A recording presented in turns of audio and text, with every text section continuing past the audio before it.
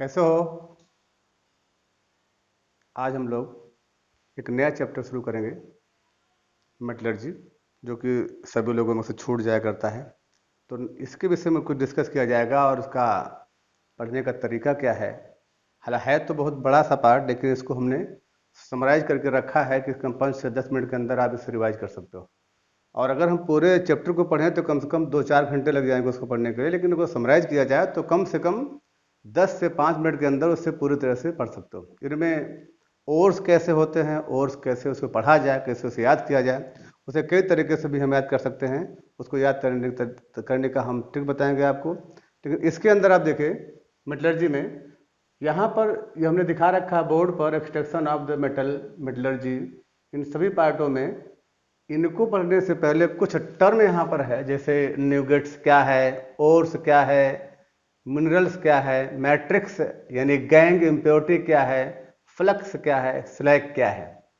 तो ध्यान रखिएगा, सबसे पहले स्टार्ट करके मिनरल क्या होता है। मिनरल वह एक केमिकली सब्सटेंस है जो नेचुरल तरीके से अर्थ के अंदर पाया जाता है, उसे माइनिंग करके बाहर निकला जाता हो, उसे कहते हैं मिनरल्स।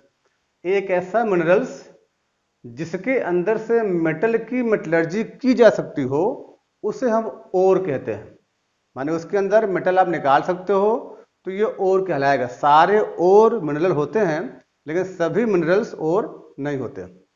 इस तरह से एक ऐसा ओर जिसके अंदर इम्प्योरिटी पाई जाती हो, अनडिजायर्ड सब्सटेंस पाए जाते हो, उसे हम मैट्रिक्स कहते हैं या गैंग कहते हैं। उसी मिनरल्स के अंदर कुछ ऐसे भी सब्सटेंस एलिमेंट हैं जो प्योर फॉर्म में होते हैं, एक ढेर के फॉर्म में होते हैं, गुच्छे के फॉर्म में होते हैं। उस गुच्छे को न्यूगेट्स कहते हैं। तो न्यूगेट्स मिनरल्स के अंदर पाए जाने वाले प्योर मेटल का गुच्छा है, उसका नाम होता है न्यूगेट्स। फ्लक्स क्या होता है? फ्लक्स एक ऐसा सब्सटेंस है जिसकी मेल्टिंग पॉइंट ज़्यादा होती है, वह ओर में मिलाकर उनकी मेल्टिंग पॉइंट घटाने के लिए भी इसका प्रयोग किया जाता है। और ये फ्लक्स इस ओर के अंदर पाए जाने वाले इम्प्योरिटी को घोल देता है, तो उसको घोलने वाले सब्सटेंस का नाम हो गया फ्लक्स। फ्लक्स के मिलाने पर जो इम्प्योरिटी घुल जाती है, घुलने के बाद वो हल्की हो जाती है और वह और जो लिक्विड बना होगा उसके ऊपर फ्लोट करता दिखाई पड़ता है, उसे कहते हैं स्लैग। स्लैग जो होता है वेस्ट पदार्थ है जो घुलने के बाद उस लिक्विड के ऊपर तैरता हुआ दिखाई पड़ता है। ये है कुछ टर्म जो ये बार बार आते हैं। देख सकते हो कि जो मिनरल हमने लिया है उसी मिनरल को यहाँ दिखाया हमने। मैंने एक प्रोसेस है मेटलर्जी करने के लिए। सबसे पहला है कि मिनरल से ओर कहलाया नाम, ओर से फिर क्रशिंग ग्राइंडिंग कर दी गई, फिर कंसंट्रेशन किया गया, फिर उसका ऑक्सीडेशन किया गया, फिर उसका रिडक्शन किया गया, फिर लास्ट में रिफाइनिंग किया गया, तब हमको उसकी मेटलर्जी मालूम होती।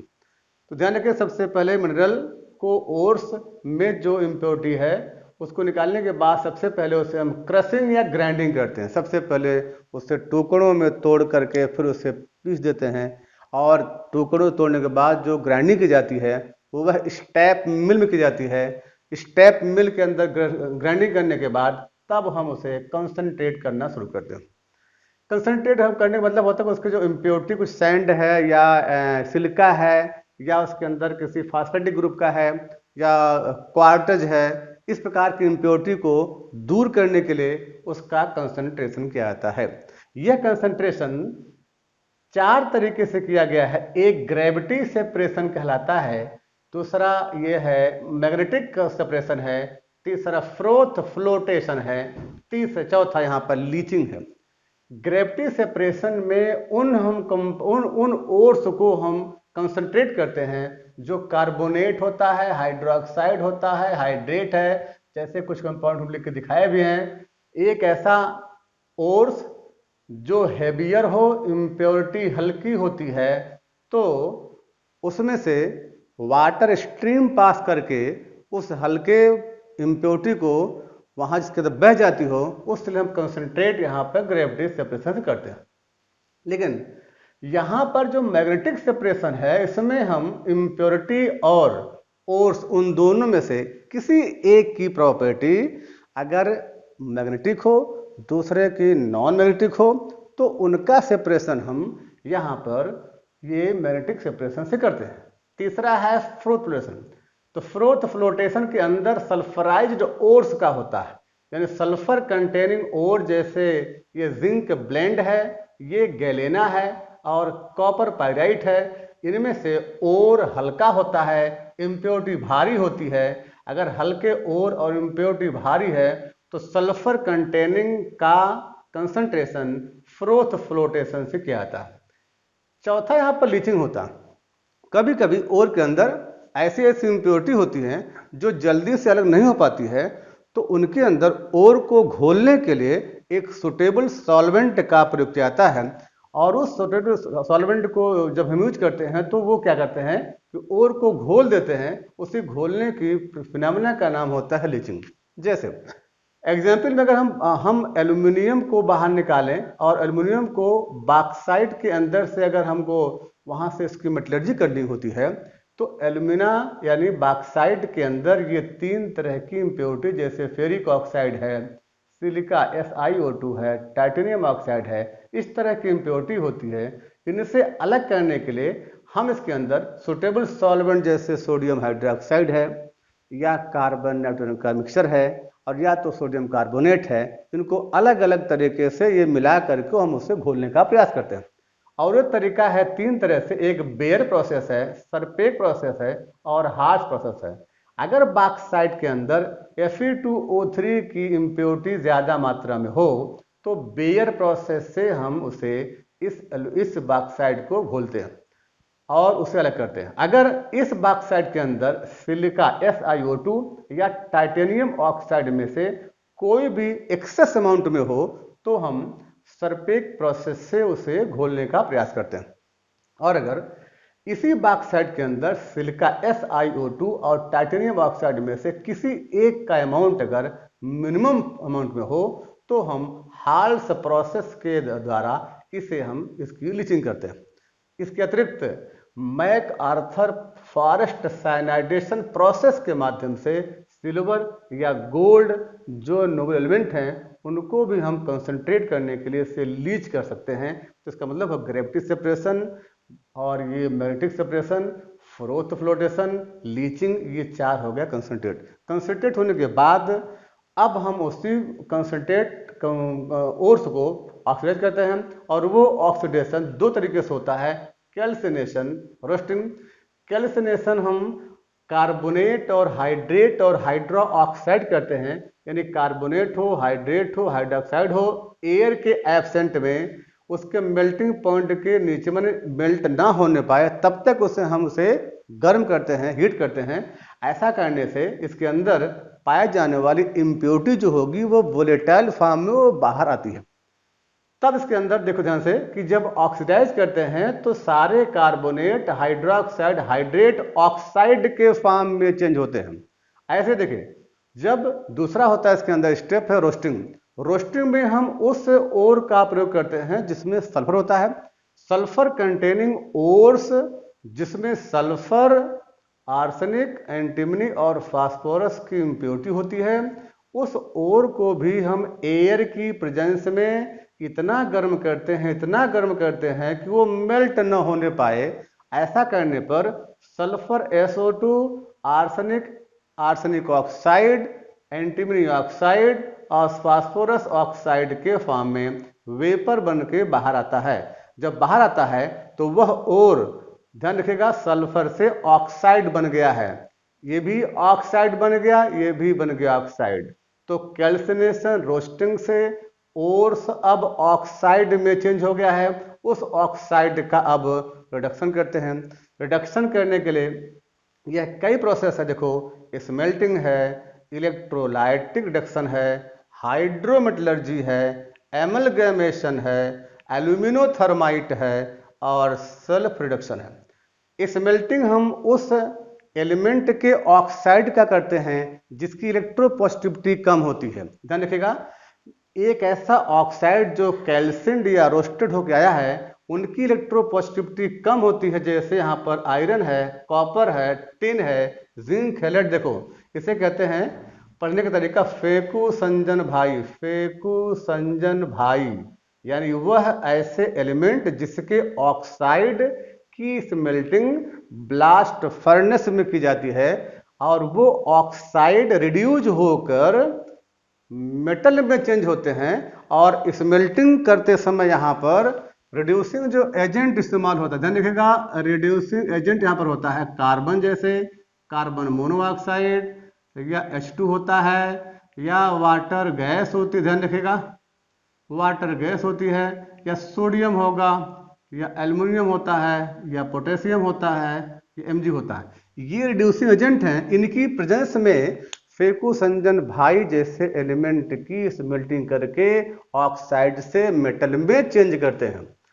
दूसरा होता है इलेक्ट्रोलाइटिक रिडक्शन में, एक ऐसे एलिमेंट का ऑक्साइड होगा जिसमें इलेक्ट्रोपॉजिटिविटी ज्यादा होती है, जैसे aluminium, calcium, potassium, sodium, magnesium में। इसे याद करने का तरीका अल्का के नाम, अल्का के नाम के ऑक्साइड का रिडक्शन इलेक्ट्रोलाइटिक के माध्यम से होता है, यानी करंट पास करते हैं, तो ये होता है अल्का के नाम वाला। तीसरा है हाइड्रोमेटलर्जी में होगा, इसका मतलब हो गया कि इसके अंदर ये हाइड्रोमेटलर्जी का सेंस होता है कि सिल्वर का, कॉपर का, गोल्ड का जो लेस इलेक्ट्रोपॉजिटिव हैं वह अपने से हाई इलेक्ट्रोपॉजिटिव के द्वारा रिप्लेस होते हैं।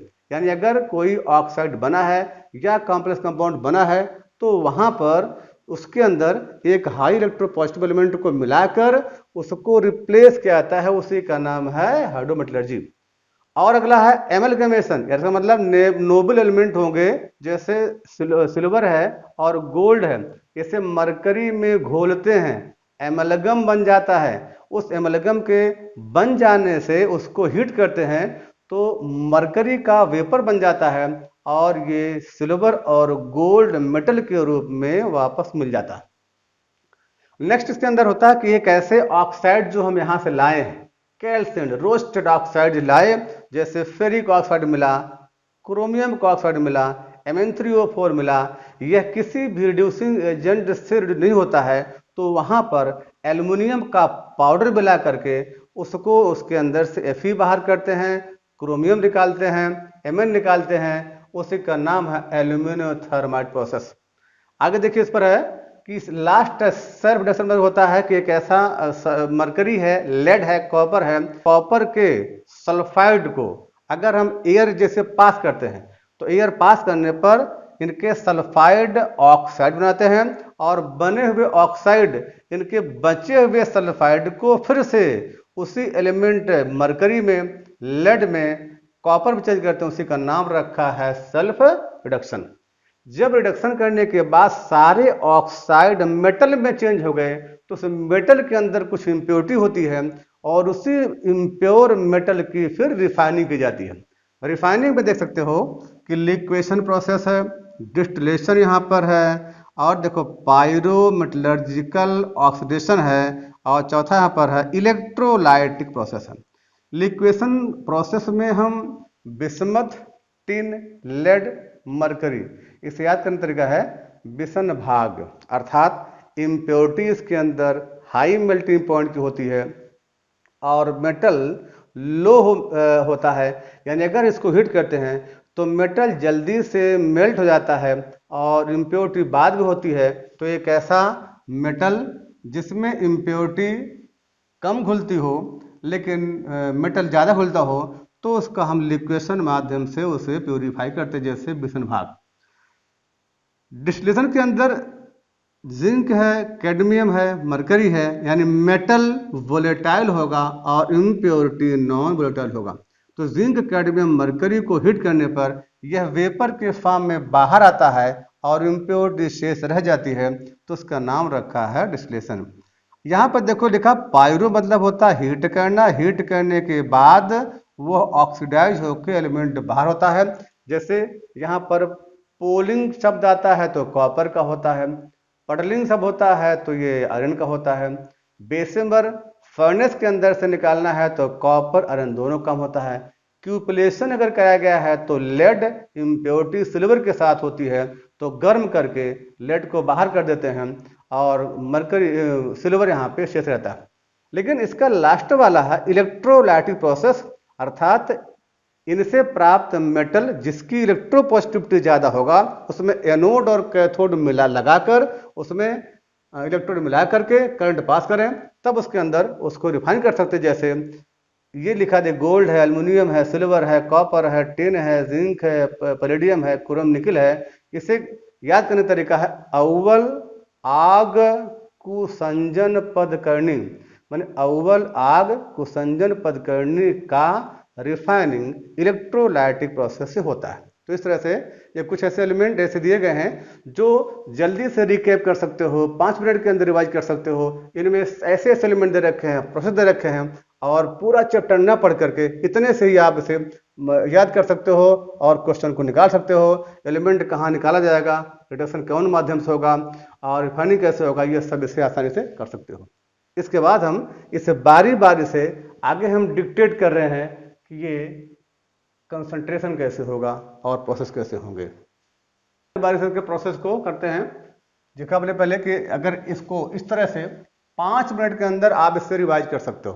तो देखिए सबसे पहले ओर्स का हम यहां देखें कि नोबल एलिमेंट कौन है, ध्यान रखिएगा। सिल्वर, गोल्ड और noble metal of periodic table, ध्यान रखिएगा। मेटल हैव जनरली, ध्यान रखिएगा, low ionisation potential, low ionisation potential, low electronegativity, low electron affinity, high malleable, ductile, ठीक है, हार्ड, कंडक्टिव। तो ये कुछ ऐसे एलिमेंट जो मेटल यहाँ पर इसकी प्रॉपर्टी इसकी पाई जाती है, ध्यान रखिएगा। अब हम देख रहे हैं यहाँ पर कि जो ओर्स है, तो ओर को सबसे पहले क्या करेंगे, क्रशिंग एंड ग्राइंडिंग की जाती है। Ores are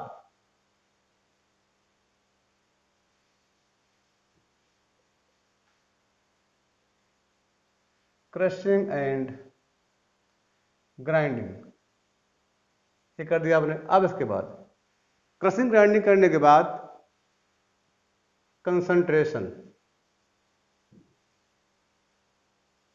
concentration taken place by different process।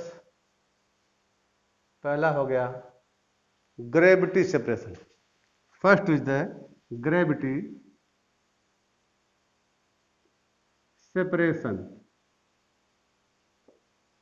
देखो ग्रेविटी सेपरेशन का सेंस होता है कि एक ऐसा ओर, ध्यान रखिएगा, एक ऐसा ओर जिसमें इम्प्योरिटी हल्की हो और भारी हो।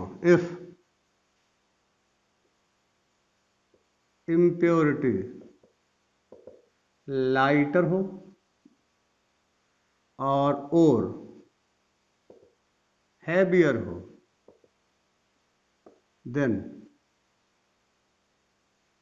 then concentrated by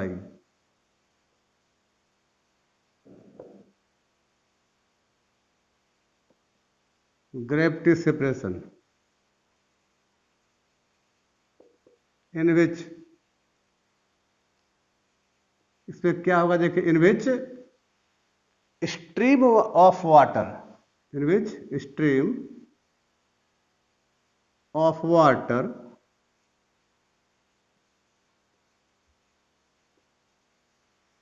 passing through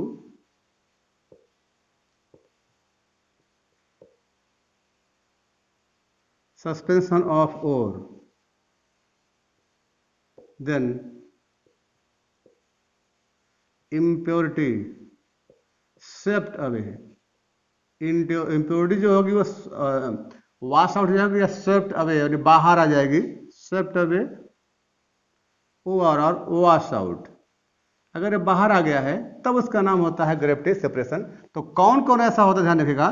तो जो ऊपर लिखा है हमने इसलिए रिकैप की फॉर्म में कि जैसे कोई कार्बोनेट दिया गया है, कोई कार्बोनेट है या हाइड्रो ऑक्साइड के फॉर्म में दिया गया है और या तो हाइड्रेट दे रखा है, इन सभी कंपाउंडों का, सभी ओर का, कौन कौन से कार्बोनेट, हाइड्रोक्साइड, हाइड्रेट ओर के कंसंट्रेशन ग्रेविटी सेपरेशन के द्वारा होता है, जिनमें इंप्योरिटी लाइटर है और हैवियर होता है। इस तरह से नेक्स्ट देखिए कि यहां पर नेक्स्ट है कि मैग्नेटिक सेपरेशन कैसे किया जाता है, उसको देखो।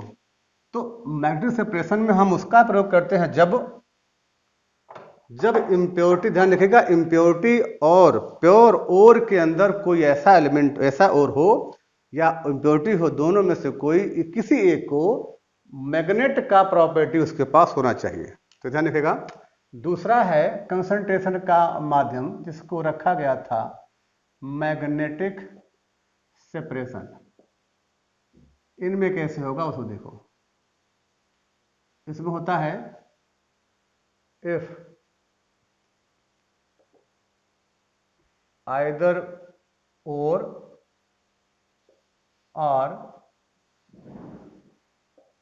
impurity magnetic, then concentrated by this process। ध्यान रखिएगा, जैसे मान लो कि मिक्सचर आपको दिया गया, इस मिक्सचर में है, ये देखिए ओल्फ्रानाइट कहते हैं, ओल्फ्रानाइट, ठीक है। ये ओल्फ्रानाइट है जो मैग्नेटिक है, इसके अंदर चुंबक का गुण है, ये है मैग्नेटिक। इसके अंदर ये मिक्स है SnO2, ये देखिए ये है नॉन मैग्नेटिक, ठीक है। ये दोनों एक साथ मिक्स है। जो ये मैग्नेटिक है ये उसके लिए इम्प्योरिटी है, लेकिन ये वाला ओर है, इस ओर के अंदर ये इम्प्योरिटी है। तो पूरा ये पूरा का पूरा सब्सटेंस अगर देखा जाए तो ओर है, इस ओर के अंदर ये प्योर ओर है, ये इम्प्योरिटी है। इसको अलग करना होता है तो हम यहाँ पर मैग्नेटिक सेपरेशन लगाते हैं। और उसके लिए क्या होता है कि एक बड़ा सा एक व्हील लगा रखा है, दूसरा व्हील यहाँ लगा रखा है, और इस व्हील में देखो तो यहाँ पर एक पट्टा लगा रखा है, बेल्ट लगा रखा, बेल्ट के ऊपर यहाँ पर एक हॉपर लगा रखा है, हॉपर। इस हॉपर के अंदर यही सब्सटेंस रखा गया है जो इसमें गिराया जा रहा है, और ये बेल्ट पर चल रहा होता है। ये है सब्सटेंस जो यहाँ गिरता है।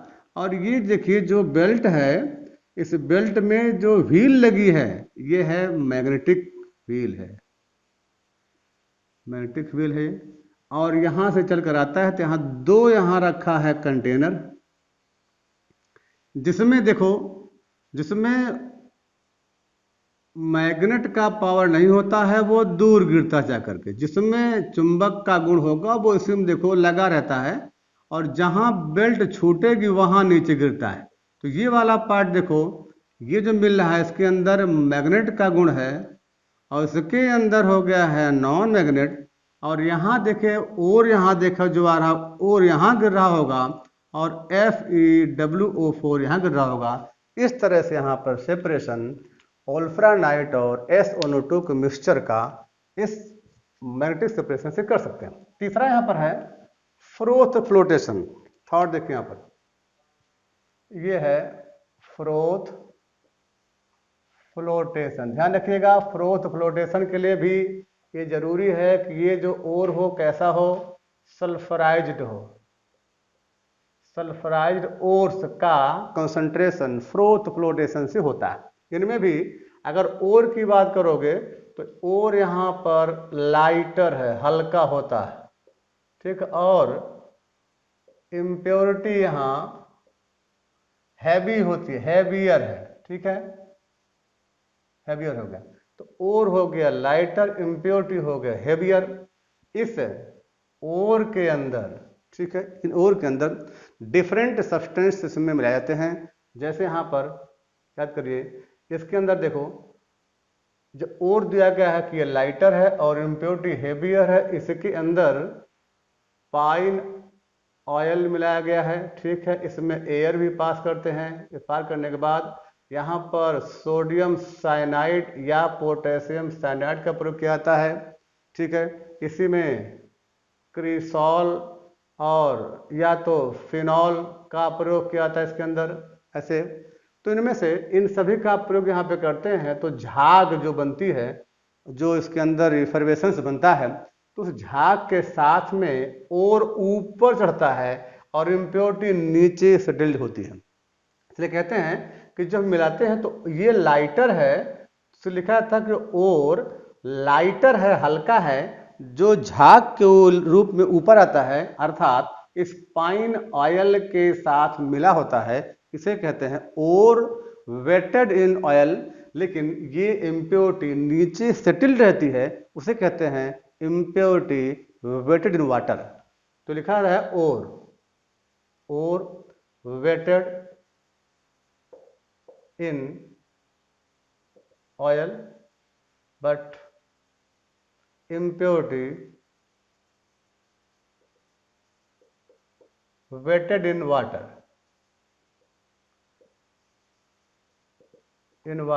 यानी वाटर के साथ ये रहती है और ऑयल के साथ में ये यहाँ पर चलती है। आगे देखिए, इसी में पूछेगा जरा देखिए कि इसमें स्टेबलाइजर क्या है, स्टेबलाइजर क्या इस पर होगा, ध्यान रखिएगा। और एक्टिवेटर यहां पर क्या है, एक्टिवेटर। और इसमें डिप्रेस करने वाला कहते हैं डिप्रेजेंट क्या है, ये होगा देखिए स्टेबलाइजर, एक्टिवेटर और डिप्रेसेंट। तो एक्टिवेटर यहाँ जो होता है, ध्यान रखिएगा, ये होता है कॉपर सल्फेट। डिप्रेस करने वाला जो होता है वो होता है NaCN या KCN होता है इसमें, ये देखो डिप्रेस करने वाला। ये देखिए यहाँ जो KCN है, इसका नेचर डिप्रेस करने का सेंस ये होता है कि जैसे यहाँ पर जो फ्रोथ दिया गया है, फ्रोथ अर्थात ये कहा गया कि जब आप इसमें एयर पास करके इसके अंदर आप एयर जब पास करोगे तो इसमें झाग जो होगा क्या करेगा, ऊपर की तरफ चढ़ेगा। जब ऊपर की तरफ चढ़ेगा तो और के साथ में कुछ इम्प्योरिटी भी साथ साथ जाने का प्रयास करती, और के साथ में इम्प्योरिटी भी चढ़ती है। तो उसका काम डिप्रेस का है कि ये सेलेक्टिव सब्सटेंस को ही जाने देता है और जो अनडिजायर्ड सब्सटेंस होता है उसे वो रोक देता है। जैसे मान लो कि ये एक साथ में यहाँ पर पाया जा रहा है ZNS और PbS पाया जा रहा है, ठीक है। हमको यहाँ पर लेड को निकालना होगा, तो ये NaCN या KCN जो होगा ये ZnCN को आगे जाने से प्रिवेंट करेगा, लेकिन इनको क्या करता है, वो अलाउ करता है कि आगे जाए। अर्थात उस फ्रोथ के साथ में ये NaCN KCN सेलेक्टिव का काम करता है, अर्थात ZnS को प्रिवेंट करता है, उससे रोक देता है, और PbS को अलाउ करता है कि वो झाग के साथ में ऊपर जाए और उसे हम मेटलर्जी के फॉर्म में निकालें। कलेक्टर के फॉर्म में क्या होता है और स्टेबलाइज फॉर्म क्या होता है। स्टेबलाइजर जो होता है और कलेक्टर, ध्यान रखिएगा, स्टेबलाइजर जो होता है वो क्रिसॉल या फिनॉल होता है, क्रिसॉल या फिनॉल होता है। लेकिन स्टेबलाइजर कौन होते हैं, ये देखो एक्टिवेटर क्या इसमें होता है, एक्टिवेटर। तो देखो यहां पर पाइन ऑयल हो गया और या तो फैटी एसिड हो गए, इस तरह से कुछ कंपाउंड होते हैं, एक्टिवेटर, पाइन ऑयल या फैटी एसिड, स्टेबलाइजर, क्रिसॉल या phenol, activator, copper sulphate, detergent, NaCl और KCN के फॉर्म में होते हैं। इस तरह से यहाँ पर हम सल्फ्राइज्ड ओर को कंसंट्रेट कर लेते हैं। अब अगला इसके अंदर है कि लीचिंग किसकी की जाती है, लीचिंग के फॉर्म में कौन होता है, वो देखिए लीचिंग कौन से सब्सटेंस की जाती है। ध्यान रखिएगा, जब एक ऐसा ओर जिसमें इम्प्योरिटी इस प्रकार से घुली हो, जिसमें इम्प्योरिटी इस प्रकार से घुली हो कि वहाँ पर ओर को घोला न जा सके या उस किसी और माध्यम से कंसंट्रेट न हो सके, तो उस ओर को घोलने के लिए सुटेबल सॉल्वेंट मिलाकर उसे घोला जाता है, उसे लीचिंग कहते हैं। तो देखिए अगला पॉइंट इसका है, लीचिंग किसे कहते हैं? Suitable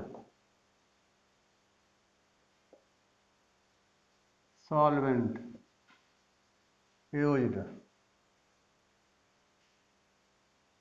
to solve the ores to separate impurity named as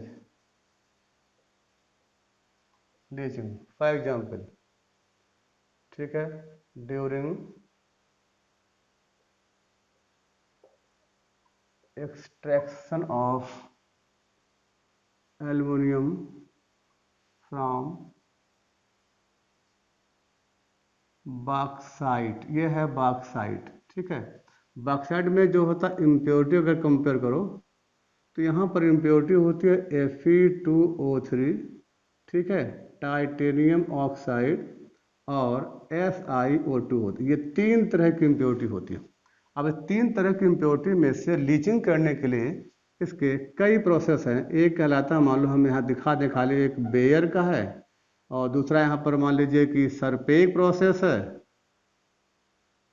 सरपेक process, तीसरा यहाँ पर है हाल्स प्रोसेस है। तो ये तीन होते हैं, तो हम तीनों में दिखा दे रहे हैं। जैसे मान लो कि इफ Fe2O3, ध्यान रखिए Fe2O3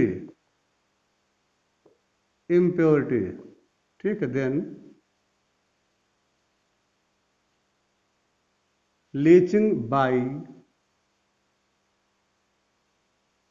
बेयर प्रोसेस। अगर Fe2O3 की इम्प्योरिटी हो तो लीचिंग बेयर प्रोसेस होगा। उसी में देख सकते हो, if impurity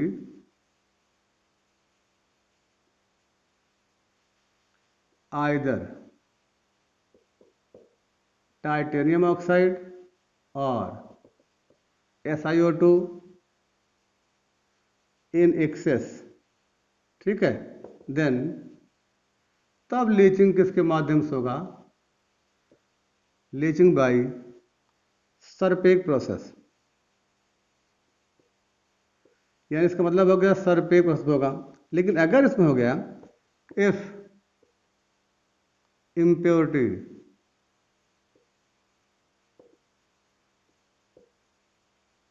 either titanium oxide और SiO2 in least amount, then leaching by Hall's process, तब लीचिंग हाल्स प्रोसेस के माध्यम से होता है। तो देख सकते हो कि यहाँ पर अगर देखा जाए तो यहाँ जो रिएजेंट का प्रयोग होता है वो होता है सोडियम हाइड्रोक्साइड। यहाँ पर रिएजेंट का प्रयोग होता है कार्बन और नाइट्रोजन, और यहाँ पर होता है सोडियम कार्बोनेट Na2CO3। अर्थात हाल्स प्रोसेस, ये सरपेक प्रोसेस और बेयर में यहाँ पर इस तरह से ये लीचिंग की जाती है। तो हम यहाँ पर इनमें से एक दिखा दे रहे हैं कहाँ पर लीचिंग कराई जा रही है, उसको देखो। जैसे लीचिंग का सेंस हो गया, फॉर एग्जाम्पल लेट, ये आपका हो गया बॉक्साइट Al2O3 इंटू 2H2O, जिसमें इम्प्योरिटी टाइटेनियम ऑक्साइड हो गई, ठीक है, या फेरिक ऑक्साइड हो गया, और या तो SiO2 हो गया। इससे अगर ध्यान रखेगा, इससे अगर हम सोडियम हाइड्रोक्साइड के साथ पास किए तो पास करने के बाद बन जाता NaAlO2 बन गया। और फिर देखो, ठीक है, यहाँ लगभग आपका 150 डिग्री सेंटीग्रेड और 80 एटमॉस्फेयर प्रेशर पर रखा जाए तो ये बन जाता है सोडियम मेटा एल्यूमिनेट बन जाता है। ठीक है, इसमें फिर देखो वाटर यहाँ पर पास किया जाता है, तब बन जाता है ये एल्युमिनियम हाइड्रोक्साइड का फॉर्म हो गया। ध्यान रखिएगा। अब हुआ क्या कि इस बॉक्साइट में सोडियम हाइड्रोक्साइड मिलाया तो बॉक्साइट को घोल कर बना दिया NaAlO2, ये हो गया लीचिंग। फिर उसको घोल करके यहाँ तक पहुँचाया है एल्युमिनियम हाइड्रोक्साइड तक। ये घुल करके अब ये सॉल्युबल हो गया है एल्युमिनियम हाइड्रोक्साइड, जिससे लीचिंग कहते हैं। ध्यान रखें, अगर लीचिंग करने के बाद जो कंपाउंड मिला है, इसे अगर हम 1500 डिग्री सेंटीग्रेड पर हीट कर दें तो ये कंपाउंड मिल गया है। ये देखो Al2O3। अब देखो यहाँ से रूल लिखा है कि यहाँ से यहाँ तक आपने घोल कर ये लिखाया, तो ये प्रोसेस हो गया है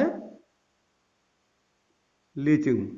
लेकिन देखो ये हाइड्रो ऑक्साइड को हीट कर Al2O3 ये ऑक्साइड बना रहे हो, तो यहाँ से यहाँ तक का जो प्रोसेस है ये है कैल्सिनेशन। कैल्सिनेशन यहाँ देखो, जैसे एयर के एब्सेंट में इतना हीट करो, इतना हीट करो कि वो पिघलने ना पाए, तो जो भी कार्बोनेट होगा, हाइड्रेट होगा, हाइड्रोक्साइड होगा, यह हीट करने के बाद ये ऑक्साइड में चेंज होगा, वही ऑक्साइड बना है। तो यहाँ से यहाँ तक के प्रोसेस का नाम कैल्सिनेशन और यहाँ से यहाँ तक के प्रोसेस का नाम लीचिंग हो गया। तो ये अब आपका, ये देखिए डायरेक्ट लीचिंग करके आपने ऑक्साइड बना दिया है। इसका अब ना तो कैल्सिनेशन करना है और ना तो रोस्टिंग करना है, यानी लीचिंग से प्राप्त इस कंपाउंड का अब डायरेक्ट आपको रिडक्शन करना है, ये मिलेगा आपको। ऐसे ही देखिए, ये तो मिला है इस बॉक्साइड पे। दूसरा देखो, अगर कहीं पर किसी भी एलिमेंट में मान लो नेटिव प्लेस में, कहीं नेटिव प्लेस में, ध्यान रखिएगा, एक और हम यहाँ दिखा रहे हैं लीचिंग के माध्यम से। जैसे आपने नाम सुना होगा मैक आर्थर फॉरेस्ट साइनाइडेशन प्रोसेस पढ़ा होगा। इनमें ये होता है कि जैसे एलिमेंट आपका है गोल्ड और या तो सिल्वर है, ठीक है, ये मान लो कि एक मेटल है जो पाए जाते हैं, इनमें कुछ इम्प्योरिटी होती है, तो इनके साथ में सुटेबल सब्सटेंस जैसे सोडियम साइनाइड मिलाया और साथ में थोड़ा सा लिक्विड मिला दिया और इसमें एयर पास किया हमने O2, तो डायरेक्ट देखो जो सिल्वर है वो बन जाता है, देखिए सिल्वर अमोनियम साइनाइड ये बनता है, लेकिन एक कॉम्प्लेक्स कंपाउंड के फॉर्म में रहता है, तो ये बन जाता है सोडियम अर्जेंटो साइनाइड, ये बन गया। यानी ये देखो गोल्ड है, ये सिल्वर है, ये मेटल है, थोड़ी इम्प्योरिटी पाई जाती है, तो इसको घोल कर सोडियम साइनाइड का जो डाइल्यूट सोल्यूशन ये है, सोडियम साइनाइड का ये डाइल्यूट सोल्यूशन के साथ मिलाया गया, इसमें थोड़ा सा वाटर मिला दिया गया है और इसके साथ देखो एयर पास कर दिया गया है, तो ये डायरेक्ट बन गया है sodium अर्जेंटो cyanide.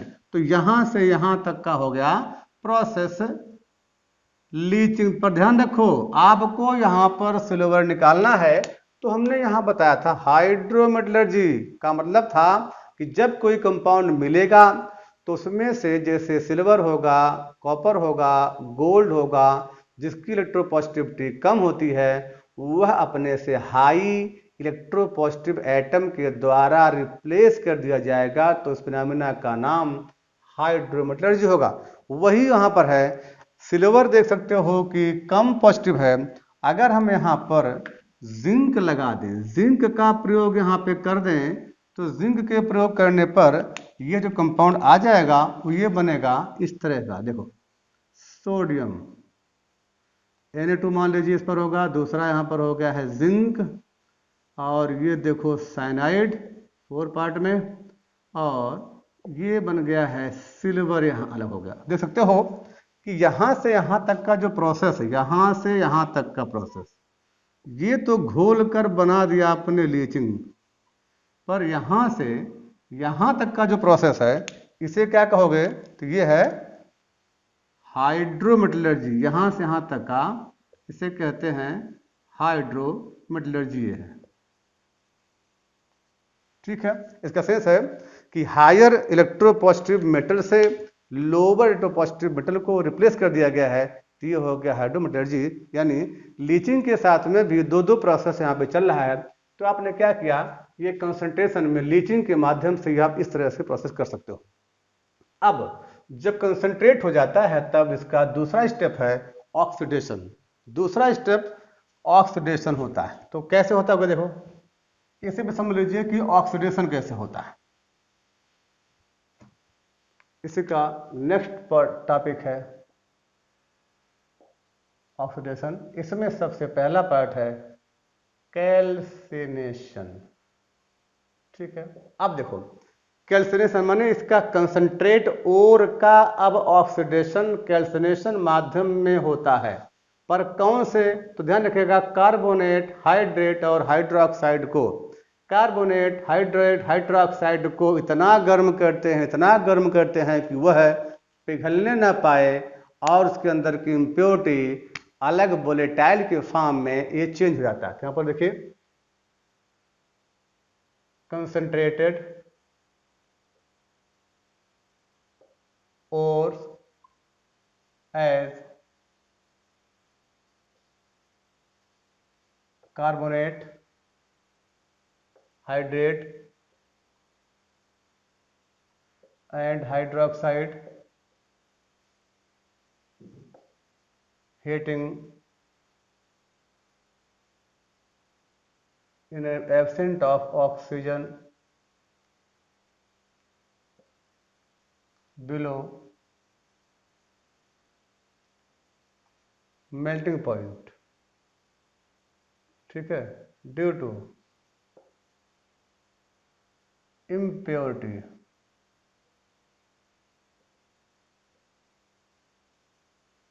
removed in the form of vapor। ठीक है, जैसे देखो ये मान लो दिया है, देखो Fe2O3 इंटू मान लो दिया गया यहाँ पर x कर दीजिए, x ये वाटर का मॉलिक्यूल है। ठीक है, तो इससे Fe2O3 मिल गया और प्लस वाटर अलग हो गया। ध्यान रखिएगा, कंसंट्रेटेड ओर का कैल्सिनेशन करो या रोस्टिंग करो तो उससे बनने वाला ओर ऑक्साइड में ही चेंज होगा। देखो जैसे ये है calcium carbonate into magnesium carbonate, इसको हीट कर दीजिए। हीट करने पर कैल्शियम कार्बोनेट टूट कर बनाएगा कैल्शियम ऑक्साइड और मैग्नीशियम कार्बोनेट टूट कर बनाएगा मैग्नीशियम ऑक्साइड और CO2 अलग हो जाएगा। देखो ऐसे ही ये देखो है copper carbonate into copper hydro oxide, ये है malachite.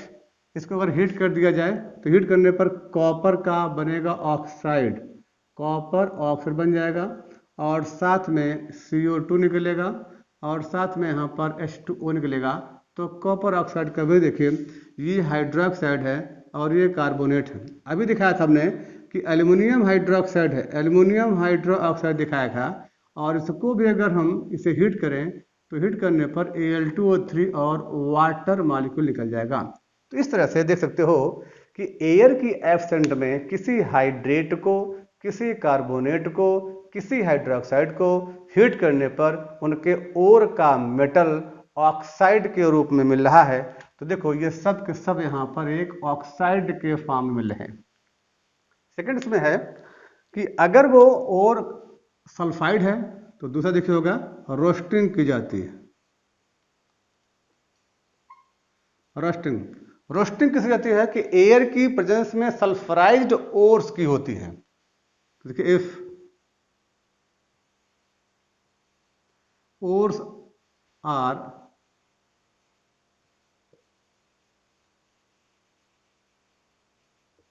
सल्फराइज्ड then oxidized in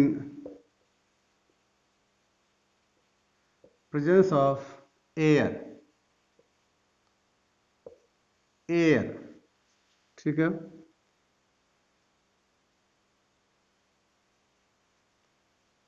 and heating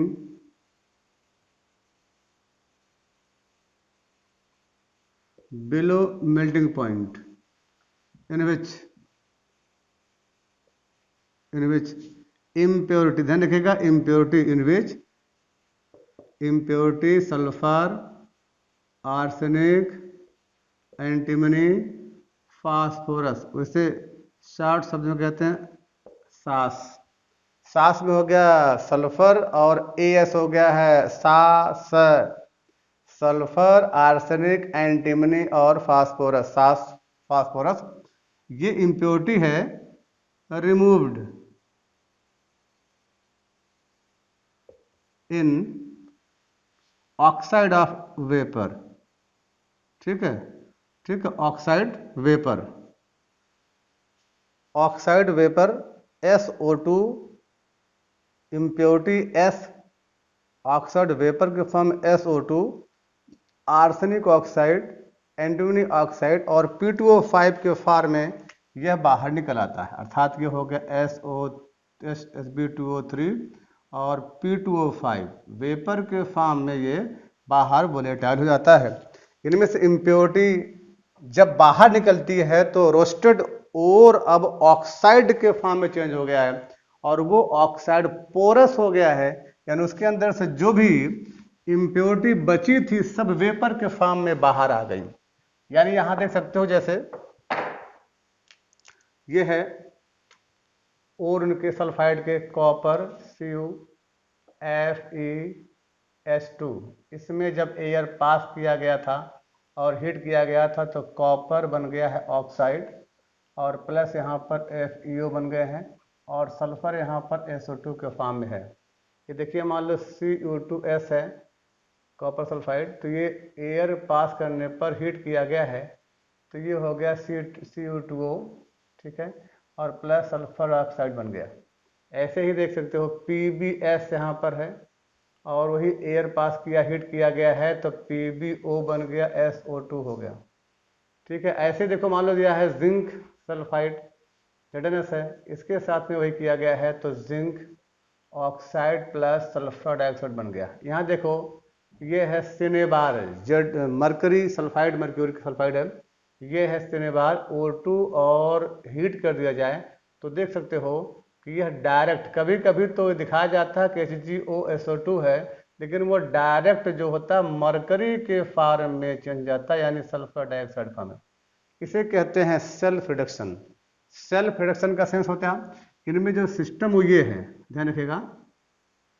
यहां देखिए इसके बाद का जो प्रोसेस है रिडक्शन ही है, तो हम ये चीज जो रिडक्शन में यहां पर आएगा एक टर्म यहां पर है सेल्फ रिडक्शन, ये वाला जो हम यहां पढ़ेंगे ये हम यहीं पे बता दे रहे हैं। मरकरी, लेड, कॉपर, ये तीनों देखो यहां पर है, मरकरी, लेड, कॉपर, तीनों प्रोसेस यहां पर है, इनके अंदर सेल्फ रिडक्शन का फॉर्मेशन होता है।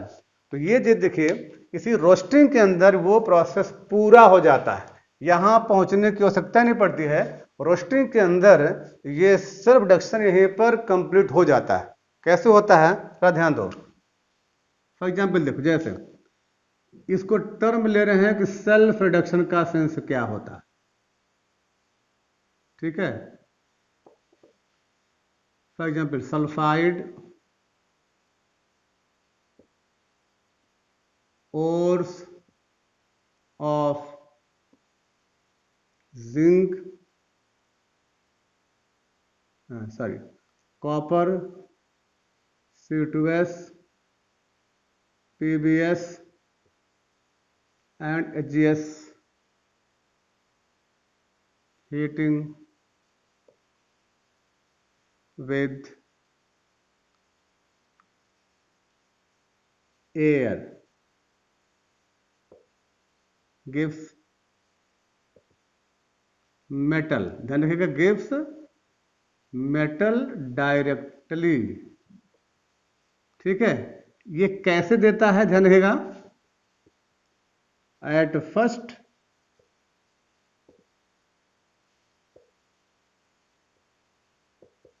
Sulphide oxidise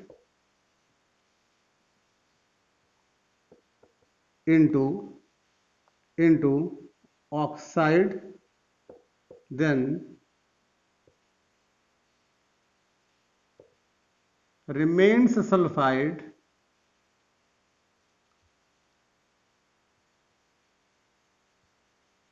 further oxidize into metal. अर्थात जैसे ये कहने का सेंस है कि हमने जैसे मान लिया है कॉपर सल्फाइड CO2S, ठीक है।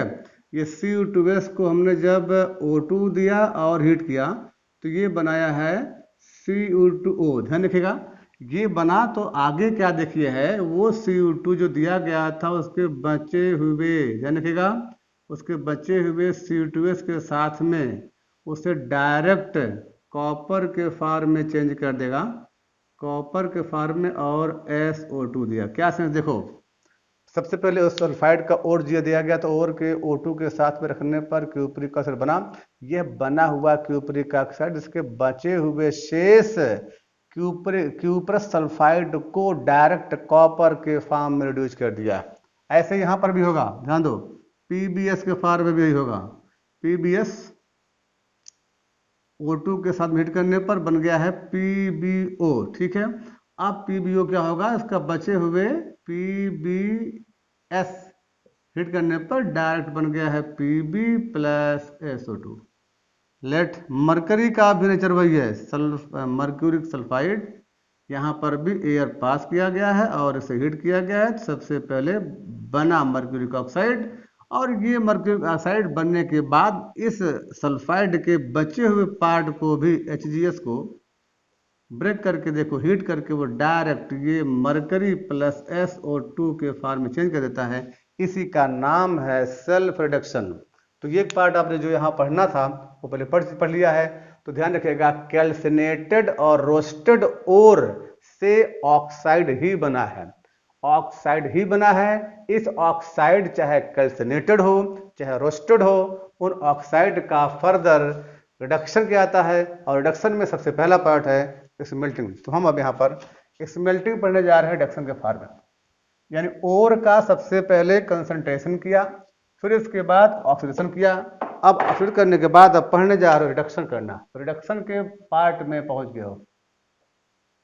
रिडक्शन के माध्यम में देखिएगा, सबसे पहला रिडक्शन है बाई स्मेल्टिंग। ध्यान रखिएगा, सबसे पहला पार्ट है स्मेल्ट करना। स्मेल्टिंग इन फर्नेस होता है, फर्नेस भट्टी में, और वो भी फर्नेस अधिकतर देखा जाए इन ब्लास्ट फर्नेस। ब्लास्ट में मैंने ब्लास्ट फर्नेस में इसकी स्मेल्टिंग सबसे ज़्यादा की जाती है। ध्यान रखिएगा, स्मेल्टिंग कौन से ऑक्साइड की होती है, कौन से ऑक्साइड की, ध्यान रखिएगा, कैल्सिनेटेड और रोस्टेड ओर से प्राप्त ऑक्साइड का स्मेल्टिंग की जाती है। वो भी कौन, oxide of the less electropositive element फेकु संजन भाई are smelted are reduced by smelting in blast furnace in presence of reducing agent carbon या कार्बन मोनोऑक्साइड या hydrogen, water gas, sodium, aluminium, potassium, magnesium. देखिए इस पर होगा reducing agent as carbon monoxide H2, ठीक है, H2 के form में होगा। और लेट, हाँ, आपका का वाटर गैस भी होता है रिड्यूसिंग एजेंट के फॉर्म में, वाटर गैस यहाँ पर है, या पोटेशियम है, सोडियम है, एल्यूमिनियम है, मैग्नीशियम, इस प्रकार के रिड्यूसिंग एजेंट पाए जाते हैं। ठीक है, नेक्स्ट पॉइंट देखिए, oxide of less electropositive metal phaco Sanjan भाई, इसका नाम था फेको संजन भाई।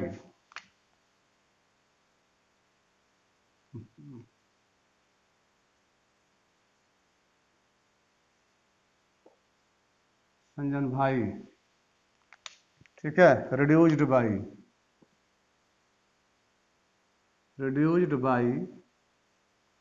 Reducing agent through smelting process in blast furnace. ध्यान रखिएगा, ब्लास्ट फर्नेस के अंदर, ब्लास्ट फर्नेस के अंदर इनकी स्मेल्टिंग की जाती है। देखो जैसे मान लो कि आपको दिया गया था फेरिक ऑक्साइड Fe2O3 है, फिर में कार्बन लगा दिया गया और हीट किया गया। ऐसे देखिए मान लो Fe2O3 के साथ में कार्बन मोनोऑक्साइड का प्रयोग कर दिया गया, तो जो इनको हीट करते थे यहाँ पर देखो मिला है Fe है और प्लस यहाँ बना CO, यहाँ पर भी Fe है पर यहाँ मिला है CO2 के फॉर्म में। ठीक है, यहाँ पर ऐसा पाया जा रहा है।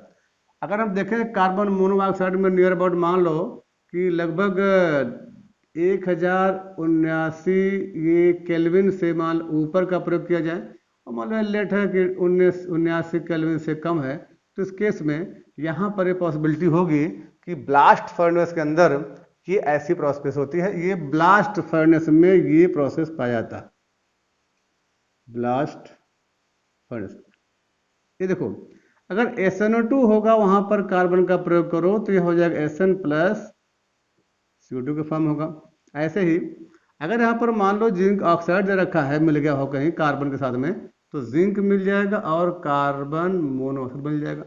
इस तरह से कभी कभी ध्यान रखिएगा, एक और जैसा नोट में जान लीजिए लेट कि जो H2 है, H2 एक रिड्यूसिंग एजेंट का प्रयोग बहुत कम होता, इसलिए होता क्योंकि ये बड़ा एक्सपेंसिव होता है और इसमें अगर इसका प्रयोग कर दोगे तो इसमें से आग लग जाती है, ब्लास्ट जाता है, इसलिए इसमें आग लगने की संभावना रहती है, इसलिए H2 का प्रयोग हम कम करते हैं। लेकिन फिर भी अगर जानना इसके अंदर है तो देखो ये इसका जो प्रयोग है अधिकतर देखो तो ये ओल्फ्राम टंगस्टन है, ओल्फ्राम के ऑक्साइड मान लो दिया गया है और इस ओल्फ्राम ऑक्साइड में अगर H2 निकाल दिया जाए, लगा दिया जाए, तो इसको हीट करने के बाद मिलेगा ओल्फ्राम और प्लस यहाँ देखिए H2O बन जाएगा। यानी ओल्फ्राम को निकालना है या निकिल ऑक्साइड दिया गया, निकिल ऑक्साइड के साथ में भी H2 का प्रयोग करके हम निकिल निकाल दे सकते हैं और H2O यहाँ बन जाएगा। तो देखो यहाँ पर ये टंगस्टन है और निकिल है, इनके ऑक्साइड के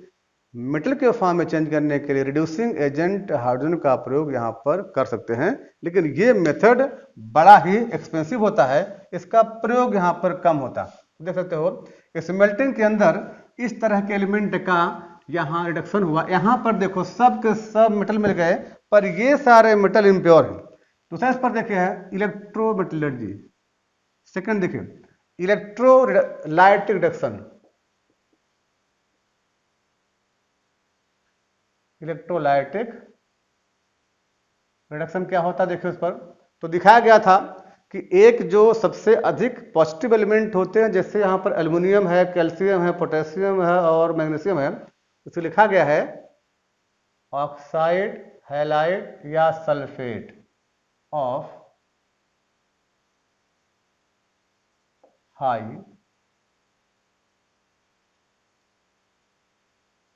इलेक्ट्रोपॉजिटिव मेटल एज अल्का के नाम।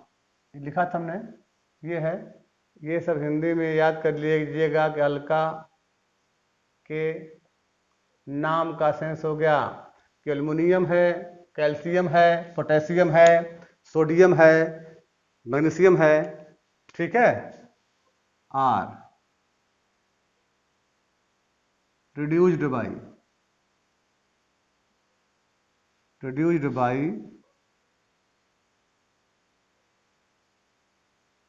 Electrolytic process.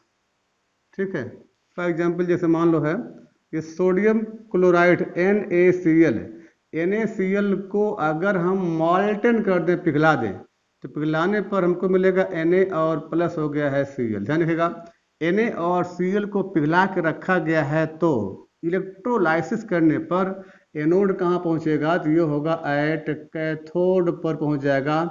यानी ये सोडियम पहुँच कर इलेक्ट्रॉन को एक्सेप्ट करेगा और सोडियम मेटल के फॉर्म में कैथोड पर मिलेगा। और ध्यान रखो जो क्लोराइड है वो एनोड पर पहुँचेगा, एनोड पर पहुँचकर Cl- इलेक्ट्रॉन को लॉस कर देगा और Cl2 गैस देगा, इसका मतलब है कि 2 इलेक्ट्रॉन यहाँ पे लॉस करेगा। Cl2 गैस एनोड पर मिलेगी और सोडियम मेटल कैथोड पर डिपॉजिट हो जाएगा।